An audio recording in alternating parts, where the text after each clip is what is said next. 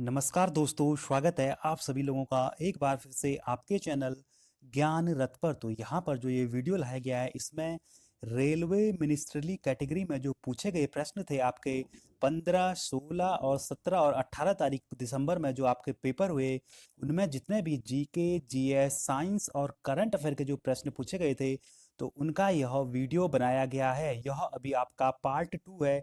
इससे पहले इसका पार्ट 1 ऑलरेडी अपलोड हो चुका है, तो आपने वह नहीं देखा तो आप उनको जरूर देख लें। और साथ ही में आप वीडियो को अच्छा लगे तो वीडियो को लाइक करें, दोस्तों के साथ वीडियो को शेयर करें। और साथ ही में अभी तक आपने चैनल सब्सक्राइब नहीं किया तो नीचे आपको जो सब्सक्राइब का बटन दिख रहा होगा उस पर क्लिक कर चैनल को सब्सक्राइब कर दें। तो आइए शुरू करते हैं आज का आपका जो पहला प्रश्न। तो आज का जो पहला प्रश्न है वो है, भारतीय संविधान में कितनी अनुसूची है? तो ये प्रश्न आपका एमआई कैटेगरी आरआरबी में आपका पूछा गया था। तो इसमें आपका जो सही जवाब था वो था 12। तो आपको पता होगा कि इंडियन कॉन्स्टिट्यूशन में आपके टोटल 12 शेड्यूल हैं और इन प्रश्नों का पूरा एक्सप्लेन करके बताया गया है कि जो कि आपके आने वाले एनटीपीसी में काफ़ी मददगार साबित होंगे। इसी के साथ आपको ध्यान रखना है कि भारतीय संविधान के अगर पूछा जाए टोटल कितने भाग हैं, तो भारतीय संविधान के टोटल आपके 22 भाग हैं। फिर आपको ध्यान रखना है कि मूल कर्तव्यों को किस देश से लिया गया है, तो हमारे मूल कर्तव्य रूस से लिए गए हैं। मूल कर्तव्यों की सिफारिश अगर पूछा जाए किस कमिटी ने की थी, तो आपके जो मूल कर्तव्य थे वो उनकी सिफारिश की थी स्वर्ण सिंह कमेटी। फिर इसी के साथ आपको ध्यान रखना है कि मूल कर्तव्यों को संविधान के 42वें संशोधन द्वारा 1976 में जोड़ा गया। तो आपको पूछा जाए कि मूल कर्तव्यों को संविधान के किस संविधान संशोधन से जोड़ा गया, तो आपको याद रखना है 42 अमेंडमेंट। इसी के साथ आपको ध्यान रखना है कि जो मूल कर्तव्य है उनको संविधान के पार्ट 4A यानी भाग 4 क में वर्णित किया गया है। तो ये इससे रिलेटेड कुछ महत्वपूर्ण जानकारी है, इनको आपको ध्यान रखना है जो आपके एनटीपीसी में मददगार साबित होगी। फिर अगला प्रश्न है वो है, भारतीय हॉकी टीम के कोच। तो इसका सही जवाब था ग्रैहम रेड। तो आपको ध्यान रखना है कि जो ग्रैहम रेड है यह भारतीय हॉकी पुरुष टीम के मुख्य कोच हैं। और इसी के साथ आपको इससे अगला जो प्रश्न ध्यान रखना है इससे रिलेटेड भारतीय हॉकी टीम के कप्तान, तो उनका नाम है मनप्रीत सिंह। फिर जो अगला प्रश्न है वह पूछा गया था, भारतीय संविधान का जनक किसे कहते हैं? तो डॉक्टर भीमराव अंबेडकर को भारतीय संविधान का जनक के नाम से जाना जाता है। फिर आपका अगला प्रश्न पूछा गया था, मुस्लिम लीग ने सीधी कार्यवाही आंदोलन दिवस चलाया। तो आपका जो सही जवाब था 16 अगस्त 1946। मुस्लिम लीग ने डायरेक्ट एक्शन डे जो आंदोलन था यह चला 16 अगस्त 1946 में। फिर अगला था, फ्रंटियर गांधी के नाम से जाना जाता है। तो इस जो आपके फ्रंटियर गांधी है इनके नाम से जाना जाता है खान अब्दुल गफ्फार खान।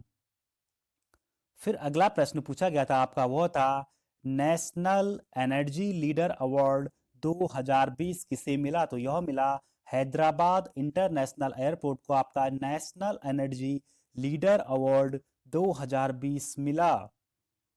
फिर अगला पूछा गया था, प्रधानमंत्री उज्ज्वला योजना शुरू करने वाला पहला राज्य, तो वो था आपका उत्तर प्रदेश। जो अगला प्रश्न पूछा गया था वह था, संयुक्त राष्ट्र संघ में कितने समय के लिए अस्थायी सदस्य चुने जाते हैं? तो जो नॉन परमानेंट मेंबर होते हैं यूनाइटेड नेशन के, उनको 2 साल यानी 2 इयर्स के लिए उनको इलेक्ट किया जाता है। और जो संयुक्त राष्ट्र संघ है इससे संबंधित जो महत्वपूर्ण चीजें आपको ध्यान रखनी है वो है, पहली चीज, इसके कुल 10 सदस्य चुने जाते हैं। तो जो नॉन परमानेंट मेंबर होते हैं वो टोटल 10 होते हैं और इनको 2 साल के लिए चुना हो जाता है। अगला प्रश्न आपको ध्यान रखना, इससे संयुक्त राष्ट्र संघ की स्थापना 24 अक्टूबर 1945 में की गई और इसका मुख्यालय है न्यूयॉर्क, अमेरिका में। फिर अगली चीज जो आपको इससे रिलेटेड ध्यान रखनी है वो है, संयुक्त राष्ट्र के वर्तमान महासचिव है एंटोनियो गुटेरस, तो एंटोनियो गुटेरस प्रेजेंट टाइम में इनके महासचिव हैं। इसी के साथ आपको ध्यान रखना है, संयुक्त राष्ट्र महासभा की अध्यक्ष बनने वाली पहली महिला थी विश्व की विजया लक्ष्मी पंडित। तो ये कुछ महत्वपूर्ण जानकारी जो आपको यूनाइटेड नेशन से संबंधित आपको ध्यान में रखनी है। तो आप लोगों को वीडियो पसंद आ रहा है तो आप वीडियो को जल्दी से लाइक करें, जल्दी से वीडियो को अपने दोस्तों के साथ शेयर करें और चैनल सब्सक्राइब कर दें। फिर अगला है, यूएन की 6 आधिकारिक भाषाएं हैं। तो आपसे पूछा जाए कि यूएन की टोटल कितनी ऑफिशियल लैंग्वेज है, तो वो है 6। वो कौन कौन सी है? अरबी, चीनी, अंग्रेजी, फ्रेंच, रूसी और स्पेनिश। तो ये काफ़ी महत्वपूर्ण प्रश्न है जो आपके यूनाइटेड नेशन से संबंधित है। फिर जो अगला प्रश्न पूछा जाया था वो था, रेडियो कार्बन तकनीक जीवाश्म की आयु आकलन में किसका यूज किया जाता है? तो जो आपका जीवाश्म निर्धारण में जो हम यूज करते हैं वो करते हैं C14 का, यानी कार्बन का जो 14 है, कार्बन 14 का यूज इसमें किया जाता है। फिर अगला प्रश्न पूछा गया था, स्वामी विवेकानंद ने विश्व धर्म सम्मेलन में कब भाग लिया था? तो आपको ध्यान रखना है कि स्वामी विवेकानंद ने 1893 में शिकागो में विश्व धर्म सम्मेलन में भाग लिया था। फिर आपका जो अगला प्रश्न था वह पूछा गया था, पुस्तक जीव जाति का उद्भव ओरिजिन ऑफ स्पीसीज के लेखक, तो वह हैं आपके चार्ल्स डार्विन। तो चार्ल्स डार्विन में लिखी ओरिजिन ऑफ स्पीसीज बुक। फिर आपका अगला प्रश्न था वह पूछा गया था, 5 मार्च 2020 को आरबीआई के किस डिप्टी गवर्नर ने इस्तीफा दिया था? तो उनका नाम था एनएस विश्वनाथन। तो एनएस विश्वनाथन ने आपका 5 मार्च 2020 को आरबीआई के डिप्टी गवर्नर पद से इस्तीफा दिया था। और इसी से संबंधित कुछ महत्वपूर्ण बातें आपको जो ध्यान रखनी है, आपको जो प्रेजेंट टाइम में आपके जो आरबीआई के जो 4 डिप्टी गवर्नर हैं उनके नाम हैं एम राजेश्वर राव जो आपके बने एन विश्वनाथन की जगह पर, दूसरे बीपी कानूनगो, तीसरे एम के जैन और चौथे हैं माइकल देवव्रत पात्रा। तो आरबीआई के ये आपके टोटल 4 डिप्टी गवर्नर्स हैं। इसी के साथ आपको ध्यान रखना है, आरबीआई की स्थापना की गई थी अप्रैल 1935 में। फिर आपको ध्यान रखना है कि जो वर्तमान गवर्नर हैं उनका नाम है शक्तिकांत दास, प्रेजेंट टाइम में आपके आरबीआई के गवर्नर हैं। फिर आपका जो अगला प्रश्न पूछा गया था वो था, ICC women's T20 world cup किसने जीता? तो ये जीता था 2020 का वुमेन्स T20 वर्ल्ड कप को ऑस्ट्रेलिया ने जीता था और जो उप विजेता टीम थी वह थी इंडिया यानी भारत। और इनसे संबंधित कुछ महत्वपूर्ण कप्स जो आपको ध्यान रखने हैं जो आपके आने वाले एग्जाम में पूछे जा सकते हैं, तो सबसे अगली चीज आपको ध्यान रखनी है आईपीएल 2020। तो आईपीएल 2020 को जीता आपका मुंबई इंडियंस ने। इसकी जो उप विजेता टीम थी वह थी दिल्ली कैपिटल्स। इसी के साथ ध्यान रखना है कि ऑरेंज कैप मिली थी आपकी केएल राहुल को जिन्होंने सबसे ज्यादा रन बनाए। और फिर आपकी जो पर्पल कैप मिली थी जो मैक्सिमम विकेट लेता है वह मिली थी आपकी कागिसो रबाडा को। तो ये आईपीएल से संबंधित कुछ महत्वपूर्ण जानकारी आपको ध्यान में रखनी है। फिर जो अगला है आपको ध्यान रखना है वो है ऑस्ट्रेलिया ओपन 2020। तो जो ऑस्ट्रेलिया ओपन 2020 है उनके विजेता बने नोवाक जोकोविच। इन्होंने पुरुष एकल का खिताब जीता ऑस्ट्रेलिया ओपन 2020 का। और अगर पूछा जाए नोवाक जोकोविच कहाँ से है, तो ये आपके हैं सर्बिया से बिलोंग करते हैं। फिर आपको ध्यान रखना है कि अगर पूछा जाए ऑस्ट्रेलिया ओपन 2020 की महिला एकल का खिताब किसने जीता, तो वह जीता आपका सोफिया कैनिन। और जो सोफिया कैनिन है यह आपकी अमेरिका की रहने वाली है। तो ये ऑस्ट्रेलिया ओपन से संबंधित महत्वपूर्ण प्रश्न है जहां आपसे एनटीपीसी में एग्जाम में क्वेश्चन बन सकता है। फिर आपको अगला जो ध्यान रखना है वो है यूएस ओपन के बारे में। तो जो यूएस ओपन था इसका पुरुष एकल का खिताब जीता डोमिनिक थीम। और जो डोमिनिक थीम है यह ऑस्ट्रिया से बिलोंग करते हैं। और अगर पूछा जाए यूएस ओपन महिला एकल का खिताब किसने जीता, वह जीता आपका नाओमी ओसाका। और जो नाओमी ओसाका है यह आपकी जापान की खिलाड़ी है। तो यह यूएस ओपन 2020 के बारे में आपको ध्यान में रखना है, महिला एकल और पुरुष एकल के विजेता का नाम। फिर आपका अगला है फ्रेंच ओपन। तो जो फ्रेंच ओपन 2020 है, इसके पुरुष एकल के विनर थे राफेल नडाल, और जो राफेल नडाल है यह स्पेन से बिलोंग करते हैं। और इसी के साथ आपको ध्यान रखना है, फ्रेंच ओपन महिला एकल का खिताब जीता ईगा स्वितेक, और जो ईगा स्वितेक है यह आपके पोलैंड की रहने वाली है। तो ये महत्वपूर्ण जो आपके खिताब है, इनके बारे में आपको ध्यान में रखना है। फिर आपका जो अगला प्रश्न है वह पूछा गया था, भारतीय इतिहास का स्वर्णिम युग। तो आपका जो गुप्त साम्राज्य था, जो गुप्त काल था, उसको भारतीय इतिहास का स्वर्ण काल के नाम से जाना जाता है। फिर अगला पूछा गया था, ब्रह्मपुत्र नदी भारत में सबसे पहले किस राज्य में प्रवेश करती है। तो ब्रह्मपुत्र नदी आपकी अरुणाचल प्रदेश में भारत में सबसे पहले एंटर करती है। और इससे संबंधित जो महत्वपूर्ण चीजें आपको ध्यान रखनी है, आप देख सकते हैं, ब्रह्मपुत्र नदी का उद्गम स्थल मानसरोवर झील के निकट तिब्बत में है। तो अगर आपसे पूछा जाए कि ब्रह्मपुत्र नदी कहाँ से निकलती है, तो मानसरोवर झील के निकट तिब्बत से। बांग्लादेश में प्रवेश करने पर ब्रह्मपुत्र नदी को जमुना नदी से पुकारा जाता है, जमुना नाम से पुकारा जाता है। काफी महत्वपूर्ण प्रश्न है। फिर अगला प्रश्न आपको ध्यान रखना है, अरुणाचल प्रदेश में ब्रह्मपुत्र नदी को देहांग नाम से जाना जाता है। तो जब अरुणाचल प्रदेश में आपकी ब्रह्मपुत्र नदी आपकी एंटर करती है, तो इसको देहांग नाम से पुकारा जाता है। फिर आपका जो अगला प्रश्न है वह पूछा गया था, कौन सी नदी पश्चिम में बहती है। तो जो नर्मदा नदी है वह आपकी पश्चिम की ओर बहती है। फिर आपका अगला प्रश्न था, चोल साम्राज्य की स्थापना। तो जो चोल साम्राज्य है, इसकी स्थापना की विजयालय चोल ने। और इसी के साथ आपको जो कुछ महत्वपूर्ण बातें इनसे रिलेटेड ध्यान रखनी है, वो है पहला, संगम वंश। तो जो संगम डायनेस्टी थी, अगर पूछा जाए इसकी स्थापना किसने की, तो इसकी स्थापना की थी हरिहर प्रथम और बुक्का प्रथम ने विजयनगर में 1336 में संगम डायनेस्टी की स्थापना की। फिर अगली चीज आपको जो ध्यान रखनी है वो है पाल वंश। तो पाल वंश की स्थापना की थी गोपाल ने।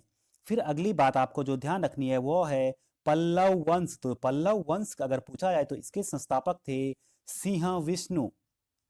फिर अगला प्रश्न पूछा गया था, टीपू सुल्तान कहाँ के शासक थे। तो जो टीपू सुल्तान थे, ये 1761 में मैसूर के शासक बने। तो आपको वीडियो पसंद आए, वीडियो को आप जो है लाइक करें, वीडियो को ज़्यादा से ज़्यादा दोस्तों के साथ शेयर करें।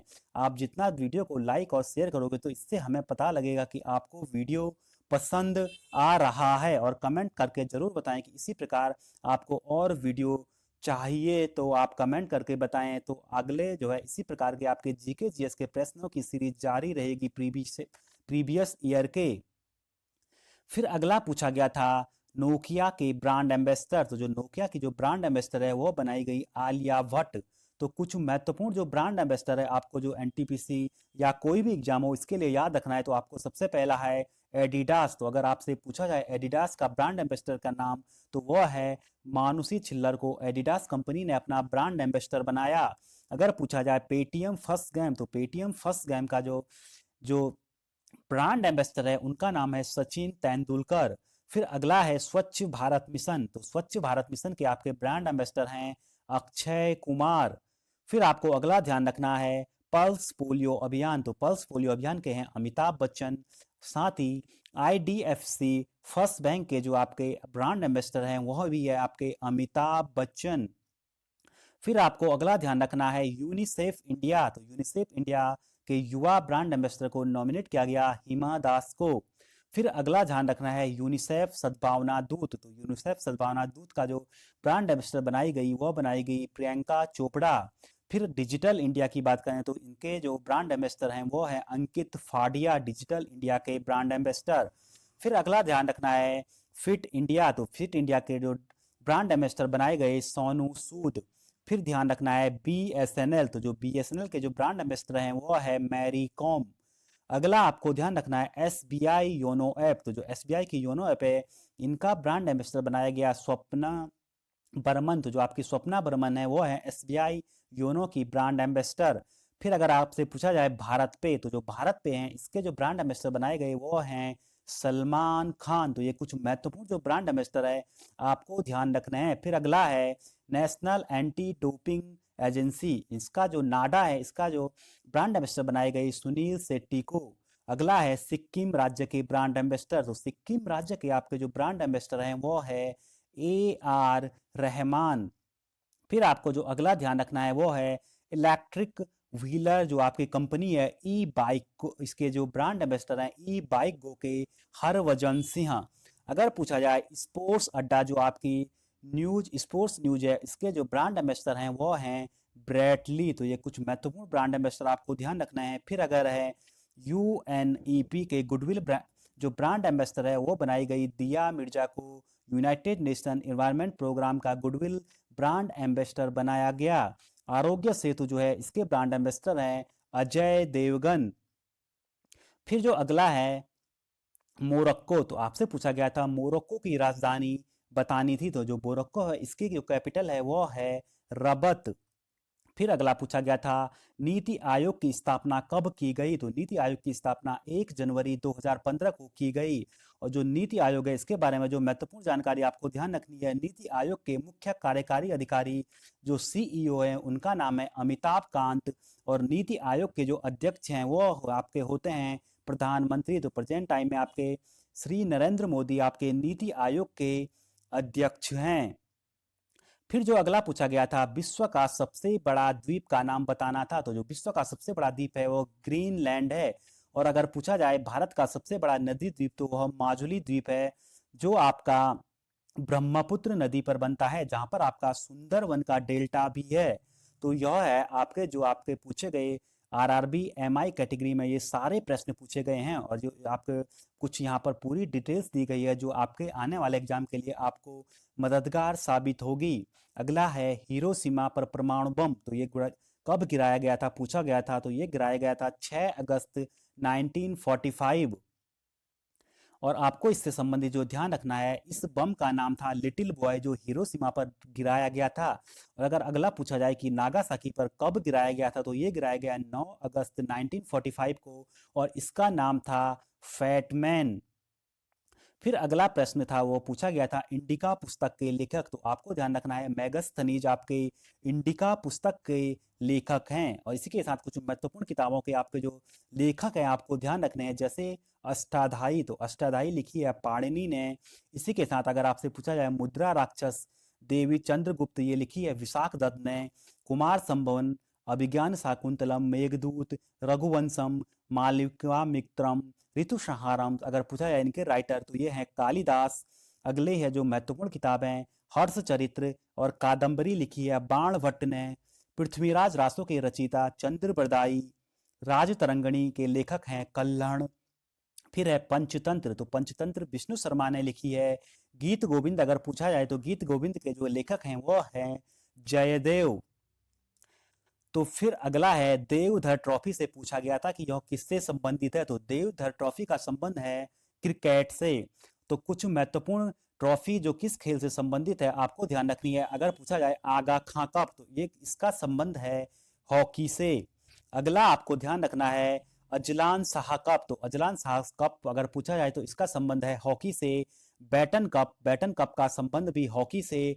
डेविस कप, तो डेविस कप का संबंध है आपका टेनिस से। फिर आपको ध्यान रखना है डॉक्टर BC रॉय ट्रॉफी, तो इसका संबंध है फुटबॉल से। डूरंड कप का संबंध है फुटबॉल से। हॉफमैन कप का संबंध है लॉन टेनिस से। तो ये थे महत्वपूर्ण प्रश्न जो आपके MI कैटेगरी में पूछे थे। तो आप चाहते हैं इसी प्रकार के और भी वीडियो बनाए जाए तो आप जो है कमेंट कर जरूर बताएं। और अगर आपने अभी तक वीडियोज जो है लाइक नहीं किया तो जल्दी से वीडियो को लाइक करें, चैनल को सब्सक्राइब कर दें।